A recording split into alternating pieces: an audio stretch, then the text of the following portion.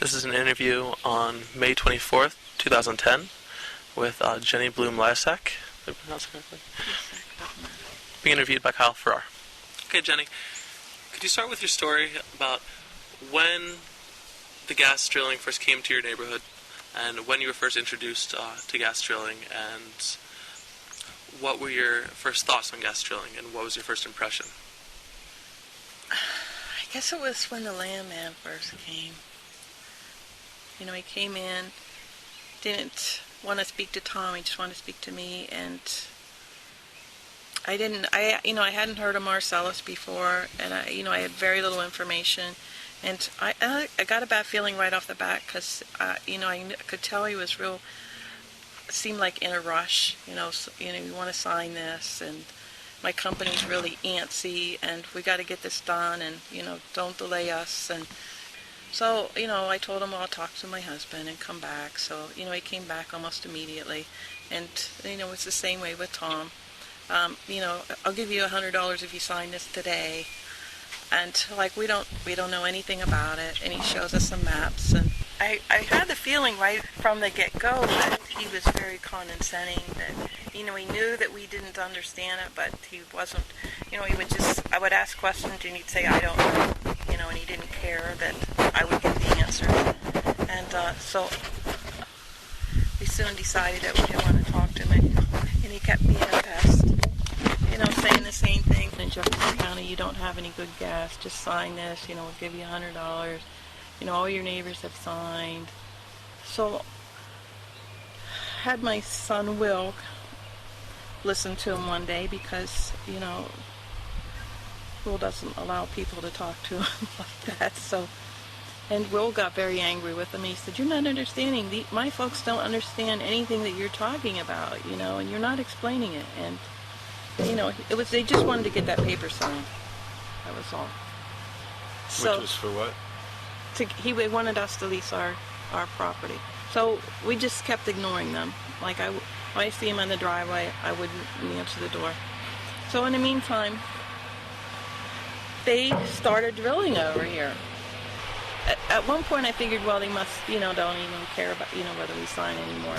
And one day came and we tried to get information from the neighbors, and, nobody really knew anything, and they didn't seem too happy about it. My neighbor over on the other hill pretty much told him if he stepped foot on his property, he was going to get the shotgun out, because he had had his water ruined before from gas drilling.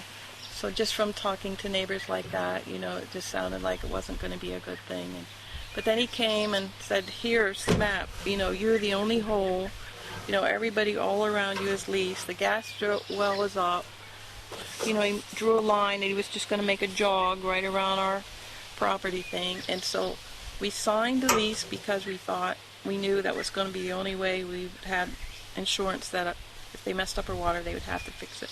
Did they give you a number of different options to sign different contracts, or was it always the same contract that they were asking for? Well, I kept changing it because, in fact, I had a couple emails with him because I told him, I said, what does this mean in plain English? I said, this is an unfair advantage you have. I have no idea what these words mean.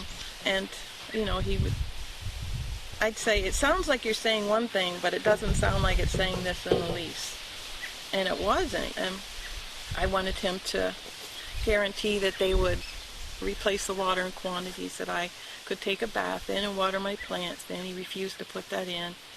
There was a clause in the lease that pretty much it said that even if there was no payments made, it would still hold the lease and they could do whatever they wanted. They said they could change the wording of the lease at any time. It was all this really ridiculous stuff that I thought anybody would have to be crazy to sign, but my neighbors were signing it. In the end, we had somebody that we knew as a lawyer, as, kind of a relation sort of thing, and he looked it over for us. And it had been changed quite a bit at that point, I didn't want this on there, didn't want that on there. It basically said that they weren't allowed on here at all. We had this insurance agreement and they would take care of our water. We signed it. I felt like we were over a barrel. That was the only way that we were going to get protection for the water. Did their agreement to change the lease only occur after you talked with your lawyer that was a friend?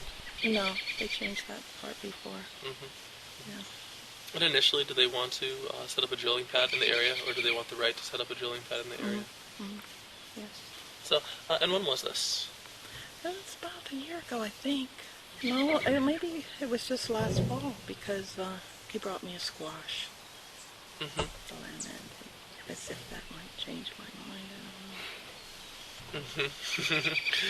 Mm-hmm. Yeah. Did you recognize the man from the gas company who came to talk with you? No.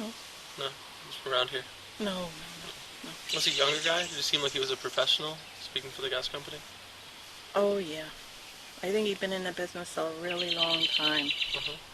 And when he came, it was like, let's sign this. I'm going to give you an extra $100. My company's really antsy. We got to get this going. Yeah, it was. I think they took really unfair advantage of all of my neighbors who don't know anything about Marcellus drilling or the language of the legalese and the lease. I think it's very unfair. And they don't seem to care that you don't know. Was it always the same representative who you spoke to? No. The one guy finally gave up on us. The one I wouldn't answer the door anymore. Mm-hmm. I brought out his boss. Was it the same individual who spoke to your neighbors? Mm-hmm. Yeah, and they trusted him. Did he release any information about the practices that were going to happen near your house, or what they were planning to do? No, the first guy, he gave us very, basic, very little information that they were going to drill this well bore, and it was going to be encased in steel and cemented all around. Our water would be perfectly safe, and they would only be there a few short weeks, and they would be out of there, and everything would be restored. And then the second guy then said a lot more. That he said, I can guarantee you that your water will get messed up. But he said it will only be temporary, it'll clear up.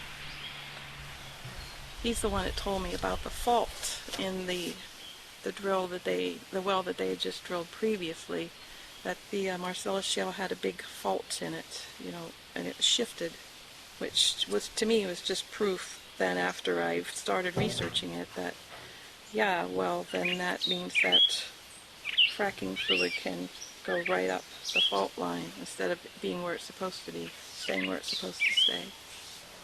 I think it's all very deceptive. I think it's very wrong. I think it's unethical that these people would come into these, uneducated poor farmers and take advantage of them. It's not right. And pressure them too. When were you first told about the well pad that's going in next to your property? Were you first told by your neighbor, or were you first told by the well industry representative, the gas industry representative, excuse me? I think the gas guy didn't tell us it was going in there, but he said that there would be other sites, that there were going to be possible other sites. And then my neighbor said, I have been emailing her. It was just a coincidence that we had just become sort of, email friends because she's from far away.